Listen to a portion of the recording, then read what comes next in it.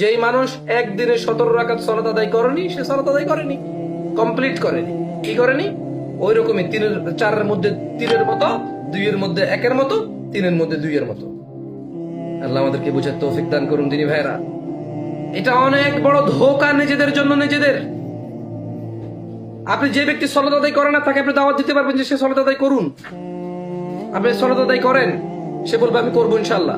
কিন্তু যে 1 ওয়াক্ত ছেড়ে দেয়, ফজর ছেড়ে দেয় আর 4 ওয়াক্ত পড়ে, তাকে আপনি দাওয়াত দিলে কাজ হবে না। কারণ সে সিদ্ধান্ত নিয়ে নিয়েছে যে সে সালাত আদায়কারী। তার মাথায় টুপি থাকে, তার মুখে দাড়ি, সুন্দর সুন্দর পাঞ্জাবি পরে, সে লুঙ্গি পরে, মাশাআল্লাহ, দোষের কিছু নাই, পড়তেই পারে, পড়া উচিত সালাত আদায় করার সময়।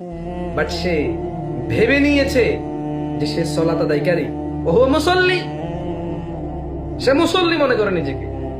সে শুধু ফজর পড়ে না, তার ধারণা কি আমি শুধু ফজর পড়ি না, সব পড়ি। ফজরটা নাকি শুধু, বাকিগুলো নাকি সব। অথচ ফজরের শুধু সুন্নতের যে বেনিফিট আমরা জানতে পারি যে কোনো মানুষ যদি ফজরের 2 রাকাত সুন্নাহ আদায় করে, সে দুনিয়া আর দুনিয়াতে যা আছে তার চেয়ে উত্তম কিছু পেল, উত্তম কিছু করলো। এর সুন্নতের এই বেনিফিট, তাহলে ফরজের কি গুরুত্ব রয়েছে? আর এই ফজরের ফরজ হচ্ছে শুধু ফজর, আর বাকি 4 ওয়াক্ত হচ্ছে সব। আমি বলছি না যে একজনে ফজর পড়ে জোহর বাদ দিয়ে দিবে, এটা কি বলছি? ভুল বুঝবেন না, নিজের মতো করে ভাববেন না। আমি যেটা বলছি আমি আমার মতো করে ভেবে বলছি।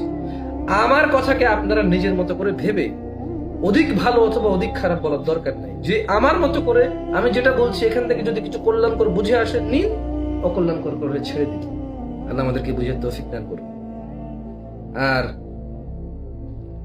ওয়াল্লাহি দোয়া করবেন, মনে রাখবেন এখন আমাদের কাছে দোয়া ছাড়ার কিছু নেই। চতুর্দিকে যা হচ্ছে আল্লাহ হেফাজত করুন, খায়র আলাল্লাহ, টেনশন করবেন না।